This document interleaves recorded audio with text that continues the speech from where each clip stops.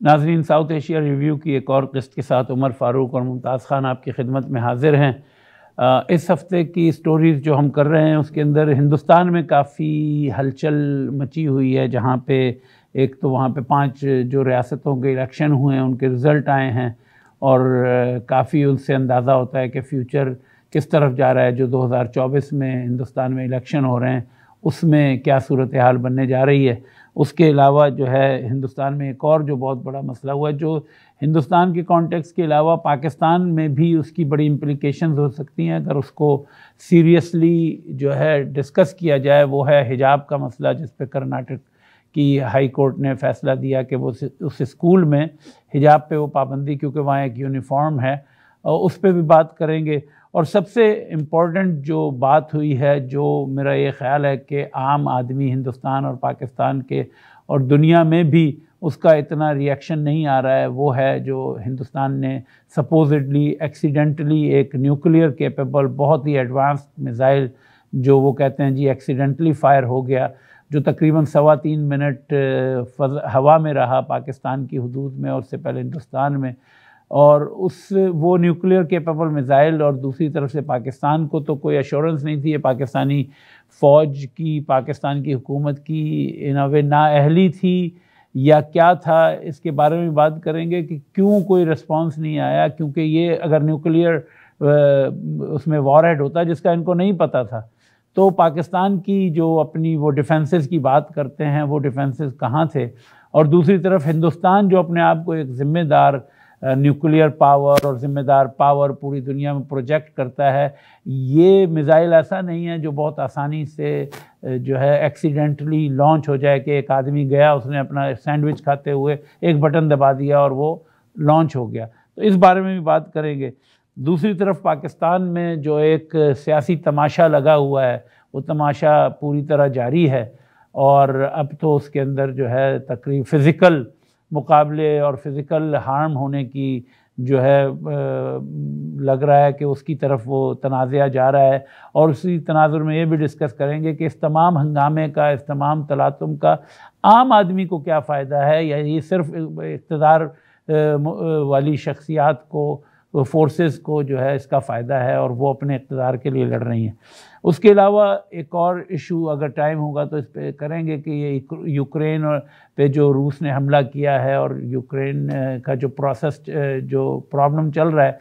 उसके नतीजे में एक चीज़ जो बहुत वाज़े तौर पे सामने आई है, वो वेस्ट का रेसिज्म, और जिस तरह रेसिज्म खुल के सामने आ रहा है, जिस तरफ हर तरफ, कल भी CBC रेडियो यहाँ कनाडा में मैं सुन रहा था, तो एक शायद फॉर्मर एम्बेसडर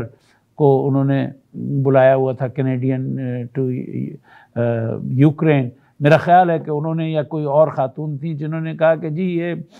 उन लोगों के साथ हो रहा है जो हमारे जैसे लगते हैं। ये कोड वर्ड जो है, ये कोड वर्ड में बात करना कि हमारे जैसे लगते हैं, हमारे जैसे से मतलब उनका क्या है, सफ़ेद नीली आँखें, या हमारे कनाडा के अंदर तो एबोरिजिनल्स भी हैं, क्या वो एबोरिजिनल्स की बात कर रहे हैं, क्या वो यहाँ के नेटिव कैनेडियंस की बात कर रहे हैं, या इतनी बड़ी इमिग्रेशन पॉपुलेशन है? नहीं, वो गोरे की बात करें कि अगर गोरे के साथ कुछ हो रहा है तो वो काबिल मजम्मत है। और यूरोप में हो रहा है, जैसे यूरोप तो एक जन्नत था पिछले जो है हज़ारों साल से, इस मसले भी बात करेंगे।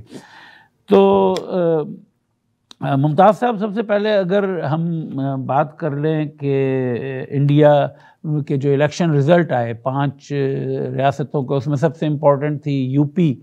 जिसमें जैसे पिछली दफ़ा भी आपने ज़िक्र किया कि आपके ख़्याल में 260-70 सीटें, तो उन्होंने 278 सीटें ली हैं, लेकिन उनका वोट बैंक पिछले से जो है, पिछली दफ़ा इलेक्शन में जब उन्होंने 320 के करीब ली थी, उस वक्त 40% था, इस दफ़ा 43% जो है वो हुआ। तो उनकी सीटों में कुछ कमी आई है, लेकिन फिर भी पहली दफ़ा यूपी में किसी गवर्नमेंट ने रिपीट किया है, तो इसके मुज़म्मरात क्या होंगे। उसके साथ साथ जो पंजाब में आम आदमी पार्टी जो आप है, उसने एक तरह से अपने इंतखाबी निशान वाला झाड़ू फेर दिया, 75% से ज़्यादा सीटें वहाँ पे ली, और वहाँ पे कांग्रेस के जो मौजूदा सदर थे पंजाब के, वो भी हार गए। ये तमाम और बाकी दूसरी स्टेट्स के रिज़ल्ट्स का आपके ख़्याल में क्या सियासी मंजरनामा हिंदुस्तान में बन रहा है इन इलेक्शंस के साथ? देखें, जो हिंदुस्तान में 5 रियासतों में जो इंतखाबात हुए हैं उनके जो नताइज हैं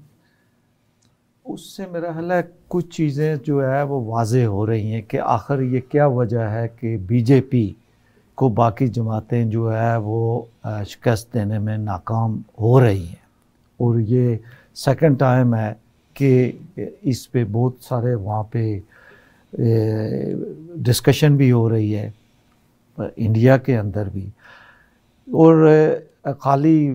4 रियासतों में वो जीते हैं, रिपीट किया उन्होंने 4 रियासतों के अंदर। और इसमें आप देखें गोवा और कुछ ऐसी रियासतें थी जहाँ बाद में उन्होंने ये लास्ट टाइम जो है वो बनाई है, पहले दूसरे की जो है वो हुकूमत थी वहाँ पे। लेकिन कहने का मकसद ये है कि जो मेरी समझ में आ रहा है वो ये आ रहा है कि बीजेपी जिस पिच पे खेल रही है, बीजेपी जिस चीज़ को अंडरस्टैंड कर रही है, वो इर्रेस्पेक्टिव हुई अग्री करें या ना करें, वो एक आइडियोलॉजिकल बैटल लड़ रही है वहाँ पे। बाकी जमातें अपनी आइडियोलॉजी को छोड़ के उसकी आइडियोलॉजी को काउंटर करने में जो है वो मसरूफ़ है, और वो वही जाके वो भी मंदिर की सियासत और उसकी सियासत में। बीजेपी ने एक बड़ा वाज़ेह स्टैंड लिया हुआ है कि जो है वो हिंदू नेशनलिज्म। और आप देखें कि बीजेपी की सबसे ज़्यादा जो जीत भी होती है वो हिंदी हार्टलैंड में होती है। साउथ की तरफ आप जब जाते हैं उस साइड पे उधर कम है मतलब उनका। और उसकी बुनियादी वजह है कि हिंदू नेशनलिज्म के अंदर जब वो ये चीज़ें कहते हैं कि इसकी ये चीज़ ना लाने में कांग्रेस सबसे ज़्यादा ज़िम्मेदार है। क्यों उनका सबसे ज़्यादा नेहरू के ख़िलाफ़ कांग्रेस। और आप देखें कि वहाँ डेलिबरेटली इंदिरा गांधी को वो डिस्कस नहीं करते हैं, चूँकि इंदिरा गांधी ने पाकिस्तान के में बांग्लादेश बनाने में वो की थी। तो वो एक ये कह रहे हैं कि नंबर 1 कि कांग्रेस को ये मिली थी, लेकिन कांग्रेस ने कभी हिस्ट्री के जो रॉन्ग्स थे उनको कभी ठीक नहीं किया। और आजकल बहुत बड़ी जो प्रो बीजेपी और प्रो हिंदू नेशनलिज्म है वो बहुत सारी इस पे हिस्ट्री जो है वो लिख भी रहे हैं कि जो इन्वेडर्स थे, हमने जो है वो सिर्फ कॉलोनाइजर्स को जो है वो डिस्कस किया है, लेकिन इन्वेडर्स को हम आज भी वहाँ पे उनकी तारीफ में वो बताया जाता है। और उसका बुनियादी जो है वो इल्ज़ाम वो कांग्रेस को वो देते हैं। ये उनकी एक आइडियोलॉजी है कि इसको हमने दुरुस्त करना है, जो हिंदुओं को मुसलसल नज़रअंदाज करती आई है हिस्ट्री, और एक जो है वो सेकुलरिज्म के लबादे में वो कर ये उस पर वो। अब दूसरी तरफ लेकिन हकीकत में ऐसा नहीं था, लेकिन कांग्रेस उसका अपना दिफा नहीं कर सकी। उससे पहले ये था कि कांग्रेस अपनी जो है वो सेकुलर बुनियादों पे लड़ाई लड़ती थी। कांग्रेस जो है उसकी जो क्रेडिबिलिटी थी, उसकी जो यानी अवाम के अंदर कोई से थी, तो वो आइडियोलॉजी की बुनियाद पे थी कि भाई ये एक जो है वो आज हम ये दोबारा जंग यहाँ पे वो कम्युनल जंग नहीं लड़ सकते हैं। ये जो है वो मिक्स डाइवर्स सोसाइटी है जहाँ हर तरह के लोग रहते हैं, हर मज़हब के लोग रहते हैं। तो यहाँ पे हिंदुस्तान, और वो इसीलिए वो कहते थे कि पाकिस्तान मज़हब की बुनियाद पे बना है, हिंदुस्तान इकट्ठा है तो सेकुलरिज्म की वजह से इकट्ठा है, ये उनका वो था। तो ये चीज़ जब से जो है वो ख़ास करके 2000 के बाद, राजीव गांधी की डेथ के बाद, और वहाँ पे आप ये देखें कि इनके आस्ता आस्ता ये प्रो इकानमी जो प्रो लिबरल मार्केट की तरफ भी गए हैं, लेकिन वहाँ से जो है वो सबसे दूसरी जो बुनियादी बात हुई है वो ये, क्योंकि वहाँ नेशनल जो पार्टी थी वो कांग्रेस ही थी। दूसरी बुनियादी बात ये हुई है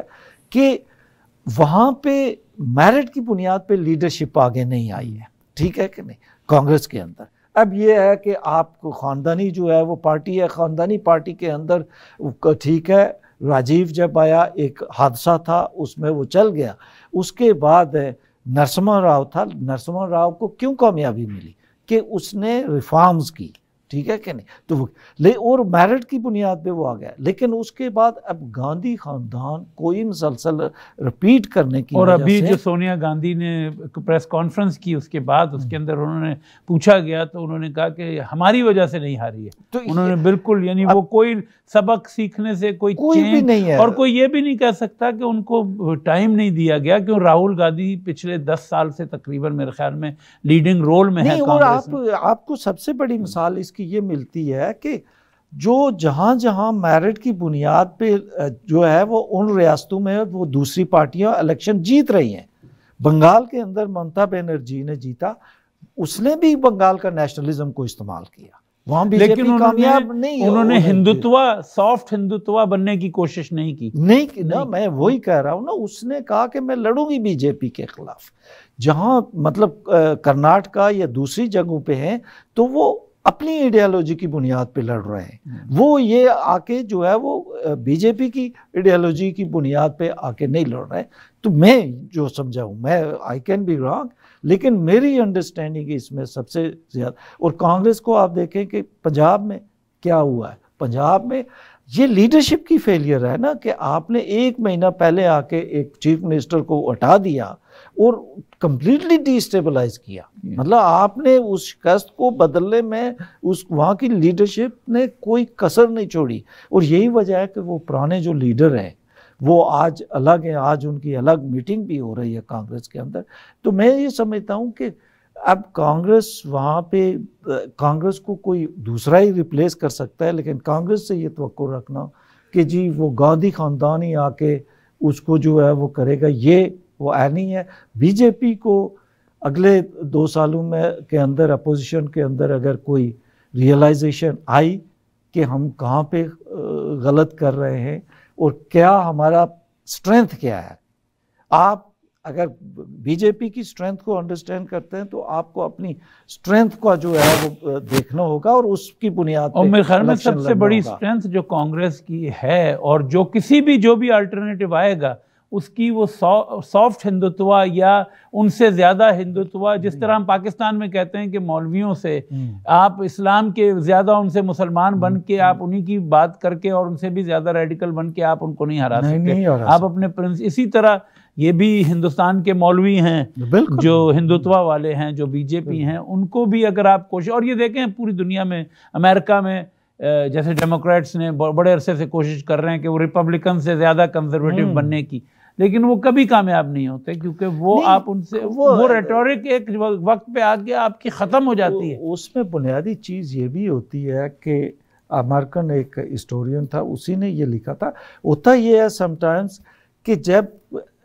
कोई डेमोक्रेटिक या लेफ्ट की पार्टीज़ जो है वो इक़्तिदार में होती हैं या लिबरल जो,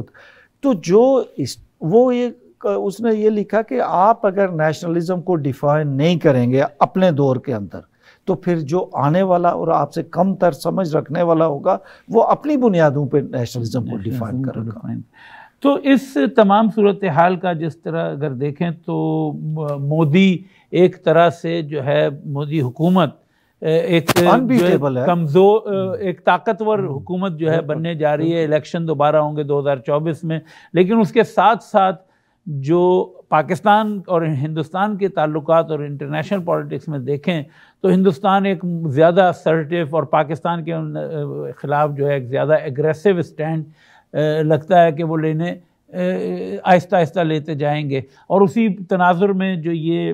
ब्रह्मोस मिज़ाइल जो फायर जो एक्सीडेंटली सपोजिटली फायर हुआ, बहुत सारे लोग ये भी कहते हैं कि ये शायद पाकिस्तान की कैपेबिलिटीज़ को चेक करने के लिए ये फायर हुआ, ये एक्सीडेंट नहीं था, बल्कि जो है मोदी गवर्नमेंट जो है अपने मसल्स भी फ्लेक्स कर रही है और वो देख रही है कि पाकिस्तान कितना तैयार है। पाकिस्तानी फ़ौज का नैरेटिव आया कि जी वो ट्रैक कर रहे थे, हमें नहीं पता कितना ट्रैक कर रहे थे, क्या नहीं कर रहे थे। कोई रिएक्शन पाकिस्तान से की तरफ से नहीं आया, जो इन अ वे अच्छा है, लेकिन ये बहुत ही ख़तरनाक मामला भी हो सकता था, क्योंकि ये एक न्यूक्लियर केपेबल मिज़ाइल है जिस पे नज़र है, और अगर पाकिस्तानी फ़ौज जो है उस पर रिटेलिएट करती,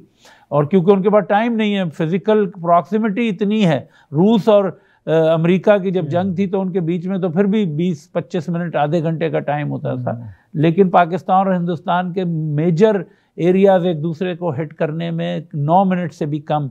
का टाइम है। और इस मामले में जो सबसे बड़ी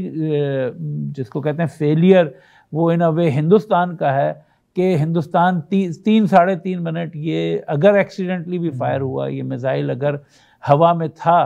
तो जैसे ही उनको पता चला, उनको चाहिए था कि पाकिस्तान को इन्फॉर्म करें ताकि पाकिस्तान की तरफ से कोई रिटेलिएशन ना हो। दोनों मुल्कों को पता है कि उनके पास न्यूक्लियर कैपेबल मिसाइल्स हैं, वो फायर हो सकते हैं। ऐसी प्रोवोकेशन पाकिस्तान में बैठे लोगों को नहीं पता कि इसमें न्यूक्लियर वॉरहेड है कि नहीं है,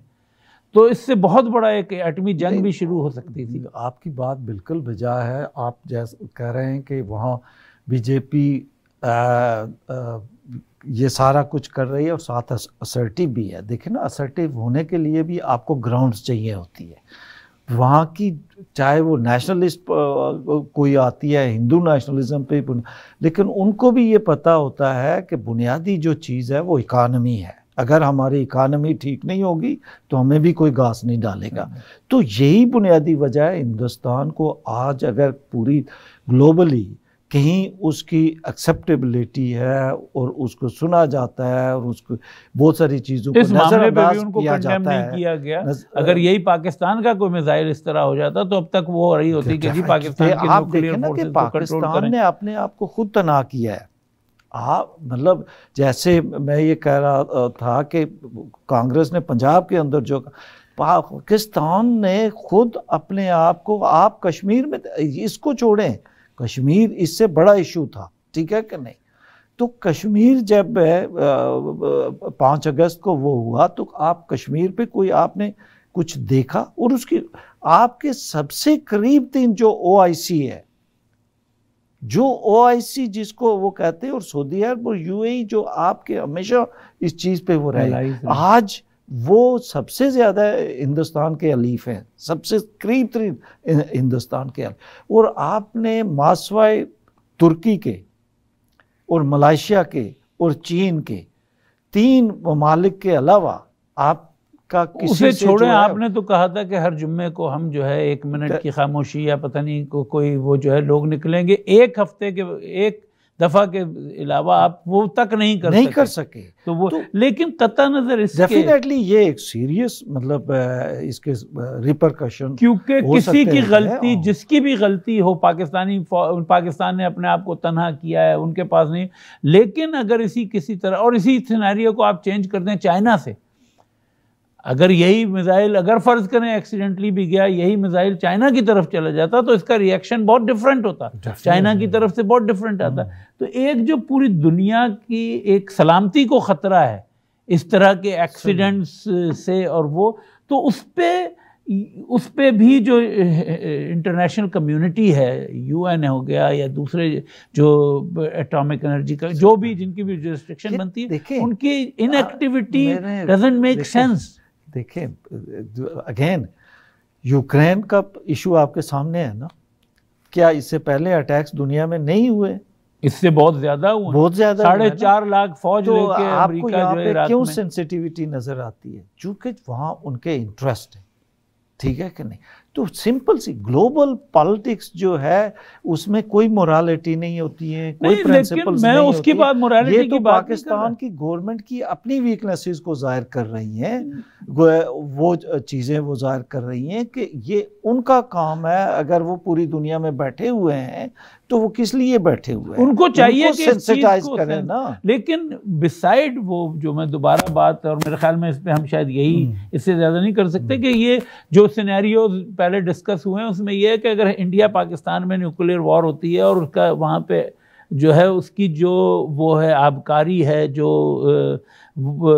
उसके असरात हैं, वो नॉर्थ अमेरिका तक पहुंचेंगे। और तो इसमें एक सेल्फ इंटरेस्ट इसमें शामिल है तमाम लोगों का। शायद नॉर्थ अमेरिका में इतनी तबाही ना हो, लेकिन यूरोप और जो इमीडिएट एरिया है उस पर तो बहुत ही उसके ज़्यादा। इसमें यह भी तो फिर हो सकता है कि मे बी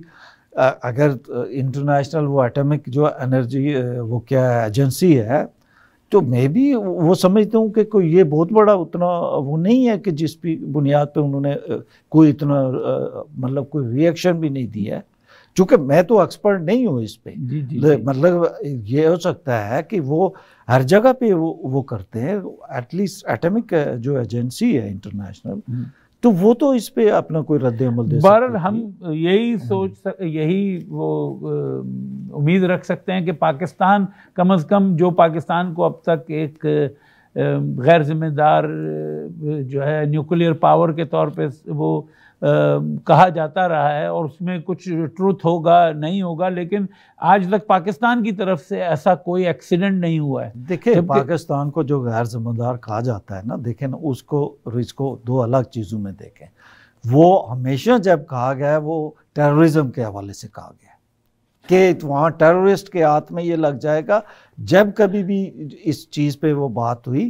कि, और वो उसमें फिर साथ ये भी कहा गया कि चूँकि मिलिट्री और उनके दरमियान ये जो ग्रुप्स हैं, इनके दरमियान भी एक तरह की अंडरस्टैंडिंग है, और उसमें जो है वो ये चीज़ कह गई है कि जो गैर जिम्मेदारी, ये नहीं कहा गया कि पाकिस्तानी फ़ौज गैर जिम्मेदार है, ये कभी नहीं कहा गया। ये कहा गया है कि पाकिस्तान उसका भी थोड़ा आंसर है कि पाकिस्तान की कमांड एंड कंट्रोल जो है सिस्टम सिक्योर नहीं है बहुत ज़्यादा, उस पर भी कहा गया। बहरहाल ये जो है एक लम्हा फिक्रिया है दोनों मुल्कों के लोगों के लिए भी और पूरी दुनिया के लिए भी, कि इस किस्म के एक्सीडेंट्स की गुंजाइश नहीं है, और ये तमाम चीज़ें बहुत फेल सेफ होती हैं। इसमें ये कह देना कि जी एक एक्सीडेंटली चल गया, ऐसे नहीं होता, इसके अंदर मल्टीपल लेयर्स हैं, गवर्नमेंट की जिम्मेदारी है, पाकिस्तान गवर्नमेंट की। तो इसके साथ ही अगर आगे बढ़ें तो हिंदुस्तान पे ही अगर रहें तो एक बहुत मसला बन रहा था हिंदुस्तान में, जो ये हिजाब का, जो वो एक लड़की की वीडियो बड़ी मशहूर हुई थी कि उसको कॉलेज में वो हिजाब के बग़ैर जो उसको उसको तंग किया, तो वहाँ पे से उसके बाद वो केस गया कर्नाटक की हाई कोर्ट में, और वहाँ से कल फैसला आया है जिसके अंदर जो है 3 जजेस थे, जिनमें से 2 हिंदू मर्द और 1 मुसलमान खातून जज थी। उन तीनों ने यूनानिमस फैसला दिया, और उसके अंदर उन्होंने कहा कि हम जो है वो 4 जो है सवालों के जवाब दे रहे हैं, जो इसका ताल्लुक कोई ब्लैंकेट बैन से नहीं है। तो ये एक ऐसी बहस है जिसको खाली हिंदुस्तान के तनाजुर में नहीं, बल्कि पाकिस्तान के अंदर भी, जहाँ पे ख़वातीन के ऊपर बहुत ज़ोर होता है कि वहाँ पे बहुत के पर्दा दिया जाए, तो उसके अंदर उन्होंने जो एक सवाल जिसका जवाब दिया कि क्या इस्लाम का ये बुनियादी रुकन है पर्दा, तो उसमें उन्होंने ये बताया कि उनके डिसीजन में उन्होंने लिखा, जो अब चैलेंज हो गया सुप्रीम कोर्ट में, कि इस्लाम में उनको कहीं नहीं मिला, उनको कुरान में या किसी जो उसकी ऑथेंटिक किताबें हैं उसमें कहीं नहीं मिला कि कुरान के पर्दा जो है लाजमी है, जुज़ है ईमान का। और उसमें उन्होंने कुरान की आयतों का हवाला भी दिया कि उसके अंदर कोई वो कंपल्शन नहीं है कि किसी के ऊपर आप ज़बरदस्ती करें या क्या करें। तो इसको आप एक तो हिंदुस्तान के उसमें कि जिस तरह इसको वो किया जा रहा है कि एक ब्लैंकेट बैन है, एक ब्लैंकेट बैन नहीं है, ये सिर्फ़ और सिर्फ यूनिफॉर्म जहाँ पे है जिस कॉलेजेस के अंदर, और जिसको उन्होंने जस्टिफाई किया कि इंडियन कॉन्स्टिट्यूशन की खिलाफ वर्जी नहीं है, सिर्फ वहीं पे, और यूनिफॉर्म जहाँ है वहाँ पे पहनने पे पाबंदी है, कोई ब्लैंकेट बैन नहीं है। उसको एक तरफ मुसलमान प्रोजेक्ट कर रहे हैं कि वो हर तरह के उस पर बैन लग गया है, दूसरी तरफ इंडियन जो हिंदुत्व वाले हैं वो उसको प्रोजेक्ट कर रहे हैं कि उनको इजाज़त मिल गई है, उन्होंने जाके सिनेमाज में, उन्होंने जाके हर जगह जाके वहाँ पे जो है वो हिजाब ख़वातीन से उतरवाने की कोशिश की और उनके ऊपर तशद्दुद करने की कोशिश की। तो मैं आपके सामने सवाल छोड़े जा रहा हूँ कि इसकी एक तो हिंदुस्तान की सियासत में क्या है, और उसके अलावा जनरल पूरी जो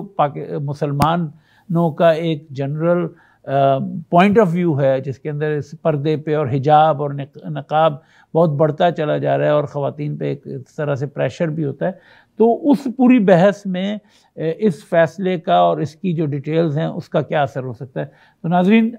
वक्फे के बाद आके हम मुमताज़ खान से इस मसले पे उनकी राय लेंगे।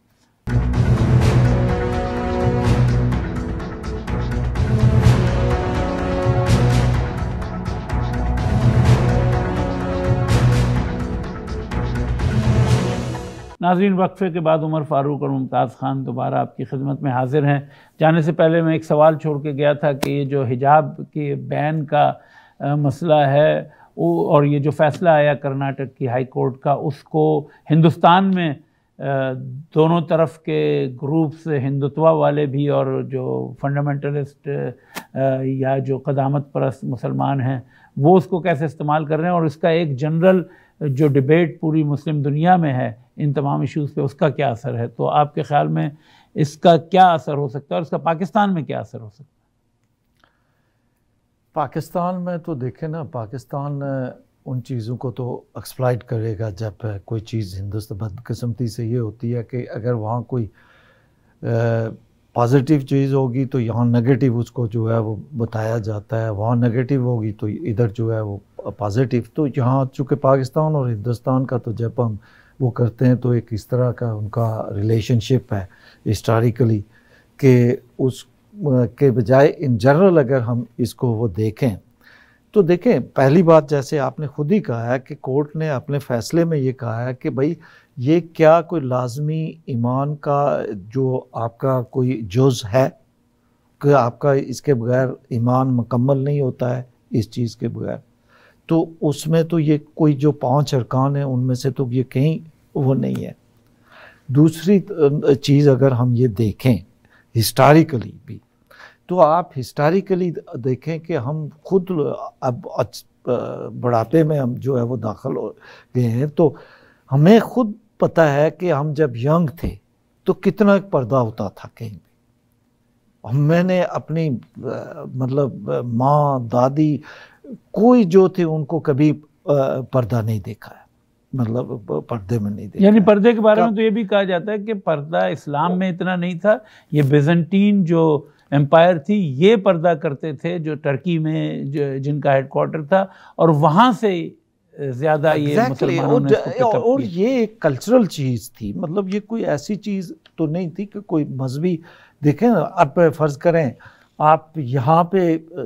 सर्द किसी एरिया में होते हैं तो आपका ड्रेस एक कम्प्लीटली जो है वो डिफरेंट। और आप देखें जो चादर इस्तेमाल की जाती थी तो वो चादर इंडिया में इर्रेस्पेक्टिव रिलीजन सारे करते थे, जो है वो चादर दुपट्टा इवन बुर्का, वहाँ पे बहुत सारी हिंदू ख़वातीन भी जो है वो बुर्का लेती है। इस तरह की जो चीज़ थी उसमें कोई मज़हब का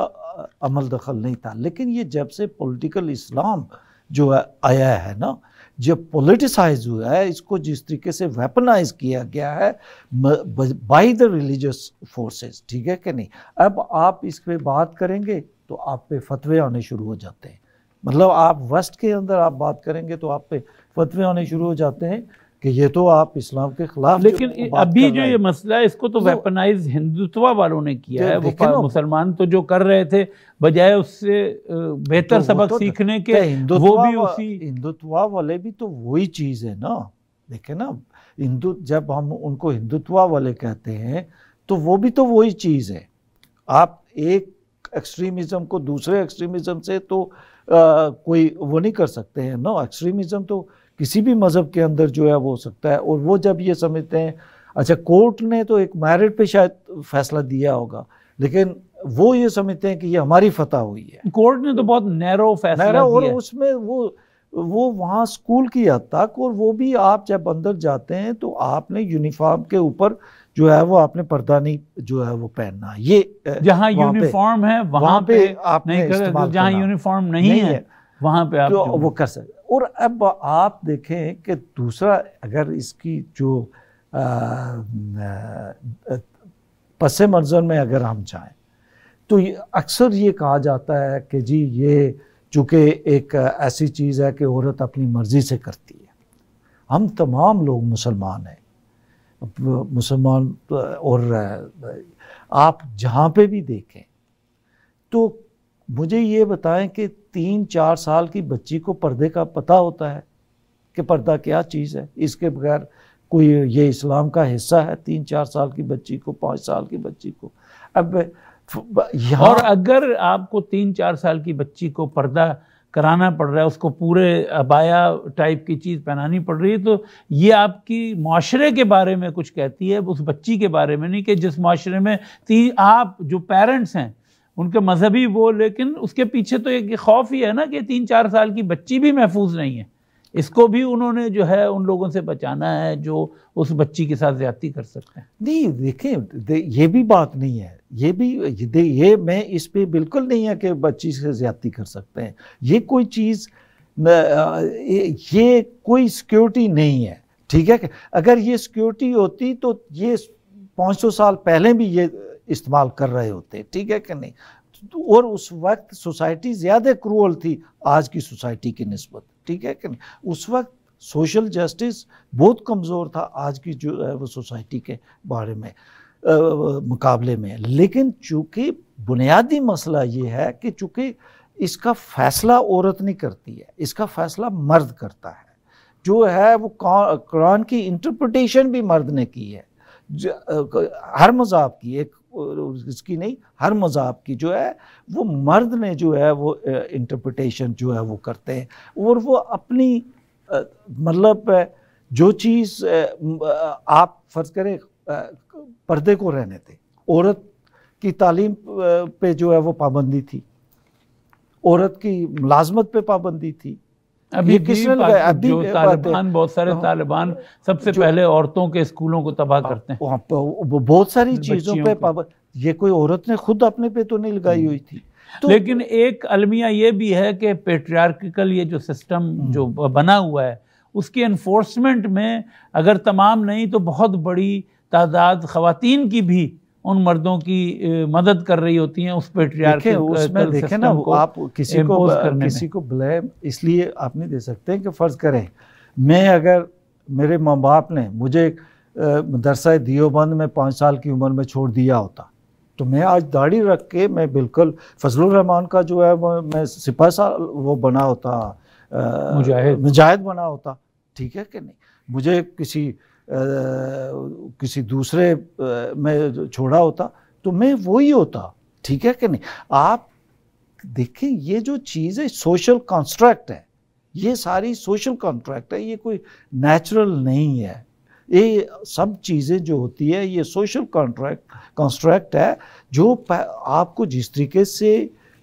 ग्रूमिंग होती है, सोशली कंस्ट्रक्ट किया जाता है, आप वही जो है वो जाके वो बनते हैं। और औरत तो देखें ना तो वो तो हिस्टोरिकली कमज़ोर रही है। आज तक यूरोप के अंदर औरत ने अपने राइट्स रिक्लेम किए हैं, लेकिन आज भी औरत के अंदर इक्वालिटी नहीं है। आप मुझे बता दें कहाँ जो है वो पार्लियामेंट में डिफेंस मिनिस्टर औरत है, जो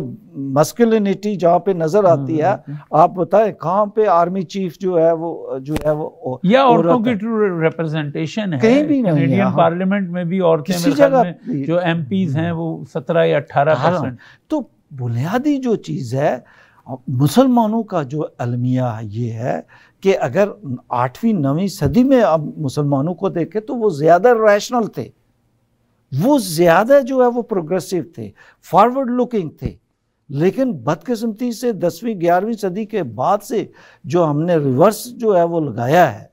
तो उसके बाद हम ये समझते हैं कि सारी तरक्की हम पीछे छोड़ के आगे है, हमने जाना पीछे है, आगे तरक्की नहीं है। वो तो ये कहते हैं ये दुनिया तो जो है वो एक शैतानी जगह है, असल जिंदगी तो आप मरने देखें ना, के बाद। इंडिया में 3 तलाक पे भी उन्होंने पाबंदी लगाई। अब आपको पसंद हो या ना पसंद हो, भाई आप जो है वो इस चीज़ को कैसे जो है वो जस्टिफाई करेंगे। तो जो एक मर्द बैठे बैठे जो है आप इक्वालिटी की बात करते हैं तो कैसी इक्वालिटी है ये, फिर आप मुझे ये बताएं। आप और हम वेस्ट में बैठे हुए हैं, हमें वेस्ट की जमहूरियत पसंद होती है, हमें वेस्ट का सेकुलरिज्म पसंद होता है सर, लेकिन हमें अपने बैग जहाँ से आए होते हैं वहाँ पे हम एक मुख्तलिफ निज़ाम की जो है वो कोशिश कर रहे होते हैं, उसको जो है जस्टिफाई कर रहे होते हैं। तो मैं ये समझता हूँ कि ये चीज़ें आगे आएंगी, मज़ीद बढ़ेंगी, चूँकि रिफॉर्म्स नहीं हुई हैं मुसलमानों के अंदर। रिफॉर्म्स होना ज़रूरी है, जब तक नहीं होंगी तो ये प्रॉब्लम, ये कंट्राडिक्शन तो बढ़ती जा रही है। और जिस तरह इस वक्त जो पाकिस्तान की या मुस्लिम दुनिया की सोसाइटी में देखें तो एक कंफ्यूजन है, एक तरफ टेक्नोलॉजी और उसकी वजह से लोग एक्सपोज्ड हैं पूरी दुनिया में हर तरह के आइडियोलॉजी से, हर तरह की तर्ज ज़िंदगी से, और दूसरी तरफ घर में उनको सिखाया जाता है, एक फंडामेंटलिस्ट वर्जन है ना कि लेकिन ये चूंकि हमारे यहाँ क्रिएट तख्लीकी चीज़ ख़त्म हो गई, चूँकि ये टेक्नोलॉजी हमने नहीं बनाई है, हमें मिल गई है, ठीक है कि अगर हम इस प्रोसेस से गुजरते तो साइंस को हम अडॉप्ट करते, ट्रांसफॉर्म होती। यूरोप के अंदर वो ट्रांसफॉर्म हुए तो उन्होंने ये टेक्नोलॉजी तक पहुँचे। तो यही प्रॉब्लम है हमारे यूरोप की टेक्नोलॉजी से बात करते करते यूरोप की डेमोक्रेसी से हम पाकिस्तानी ज़रा सी डेमोक्रेसी की तरफ अगर आएँ तो जो पाकिस्तान में हो रहा है और एक रोज़ नया एक ड्रामा, एक खेल, और जो एक सीरियस टर्न भी ले रहा है कि जी 27 मार्च को इमरान खान ने ऐलान किया है कि वो 10 लाख लोग जमा करेंगे, जबकि समझ नहीं आती कि हुकूमत में होते हुए वो एक अपोजिशन वाली पार्टी का रोल करें। दूसरी तरफ मौलाना फजलुर रहमान, यानी मैं अपनी बदकिस्मती पे कितना रो सकते हैं कि जिस जमहूरियत का लंबरदार अगर मौलाना फजलुर रहमान है तो मुझे उस जमहूरियत का सोच के जो है खौफ सा आता है। बहरहाल ये सूरत हाल है कि एक तरफ जो है जमहूरियत के अलमबरदार मौलाना फजलुर रहमान है, दूसरी तरफ इमरान खान है, और वो दोनों एक क्लैश की तरफ जा रहे हैं। जो आपने पिछले दिनों देखा कि वो पार्लियामेंट लॉजेस में भी उन्होंने अपने अंसारुल इस्लाम भेज दिए थे, और उसके बाद वही अंसारुल इस्लाम जो 8 मार्च को उन्होंने औरतों को मारने के लिए भी भेज रहे थे, तो वो उन्होंने भेज दिए थे, जिस पे झगड़ा हुआ। अब ये डी चौक में वहाँ पे एक तरह से झगड़ा होने की नौबत आ रही है, और दूसरी तरफ किसी किस्म की शर्म, कोई जिस तरह ख्वाजा आसिफ ने कहा था कोई शर्म होती है, कोई हया होती है। यानी अगर चौधरी परवेज़ इलाही का आप 2 दिन में 2 इंटरव्यू पढ़ लें तो एक में उन्होंने कहा कि जी 100% जो है पोजीशन के साथ है, वो जो है वो ये इत्तेहादी जो थे। आज उन्होंने कह दिया नहीं, हम तो अभी तक हुकूमत के साथ हैं, हम तो जो है ना उनको हम तो चाहते हैं कि वो कामयाब हो। तो यानी किसी किस्म की कोई वो नहीं।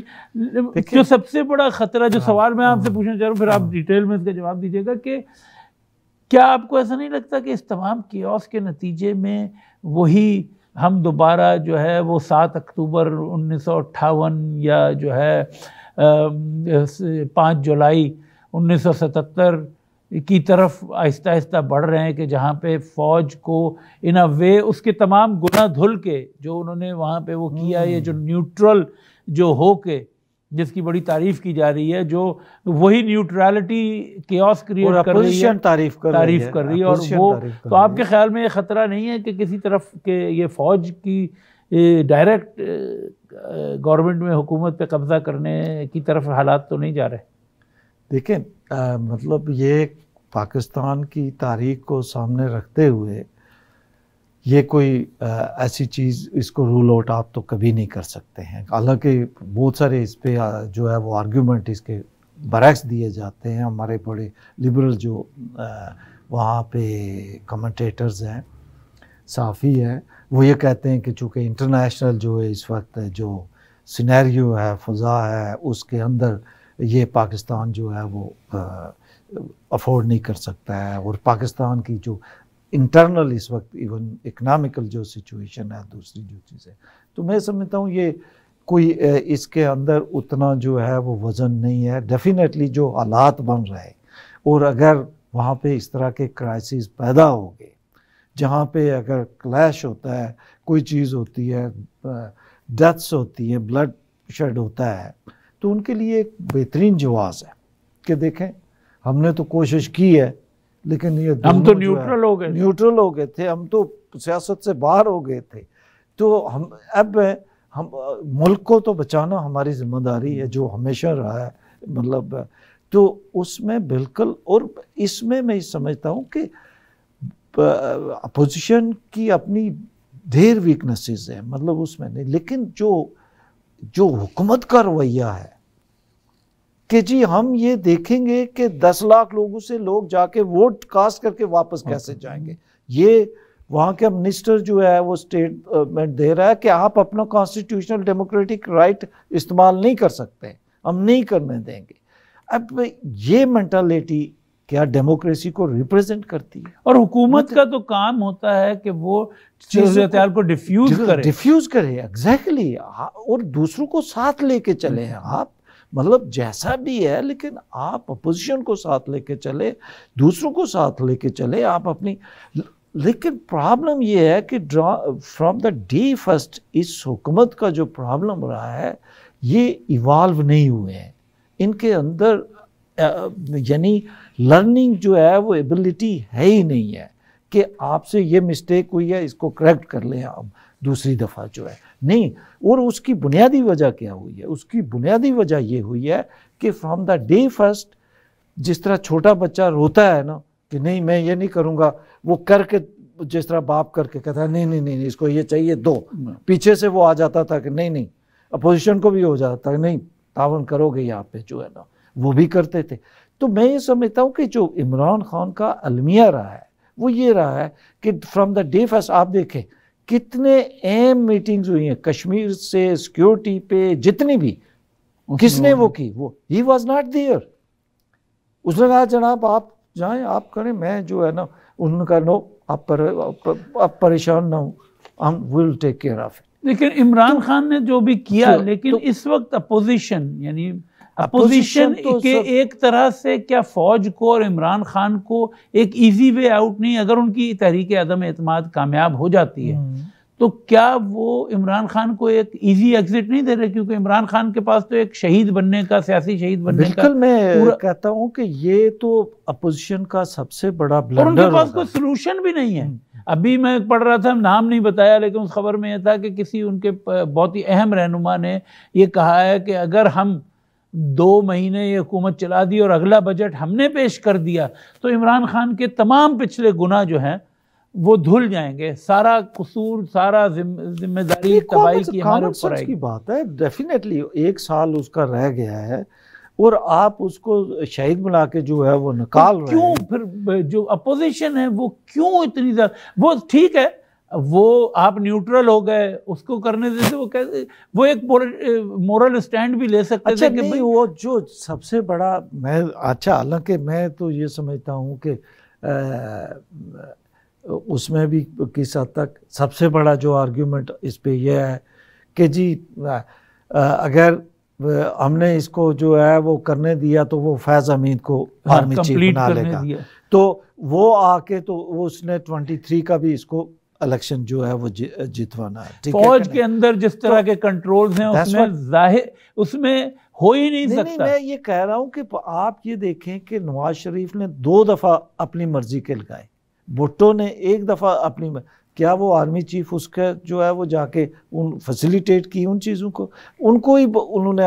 उतारा और किसी ने को मारा और किसी को अंदर किया जो। तो ये चीज़ मैं समझता हूँ इसका कोई सेंस नहीं बनता है कि आप एक आदमी जो अगर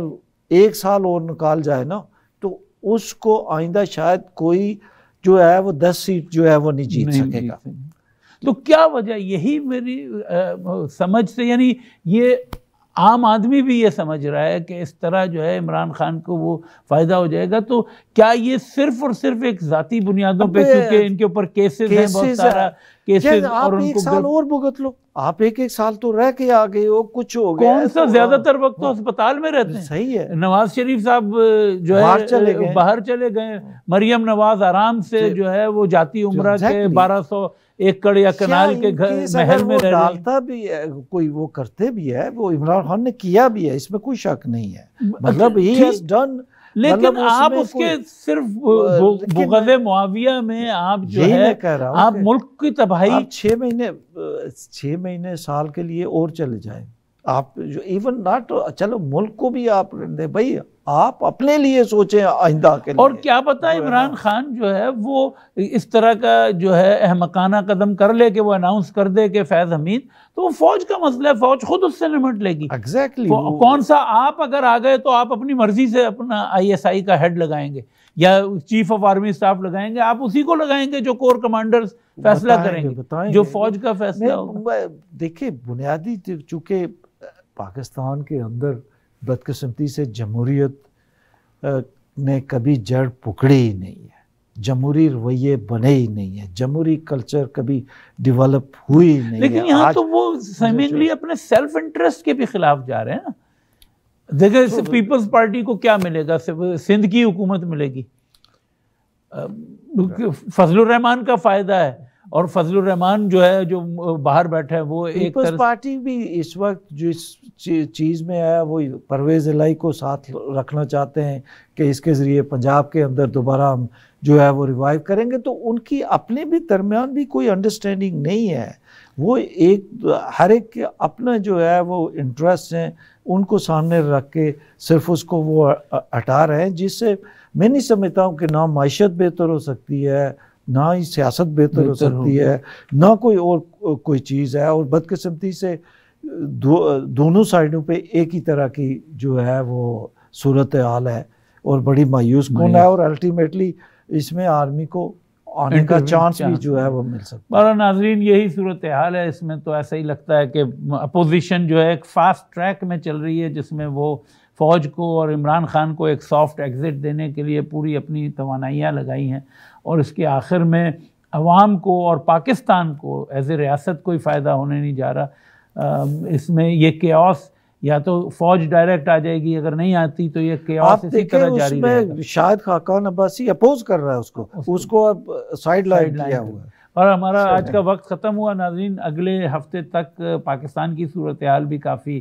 क्लियर होगी, और हमने आज यूक्रेन की भी बात करनी थी, वो भी मेरे ख्याल में अगले हफ्ते तक चीज़ें जो हैं वो कुछ सेटल डाउन शायद हो जाएं, क्योंकि यूक्रेनी सदर ने अनाउंस कर दिया है कि हम नेटो का हिस्सा नहीं बनेंगे।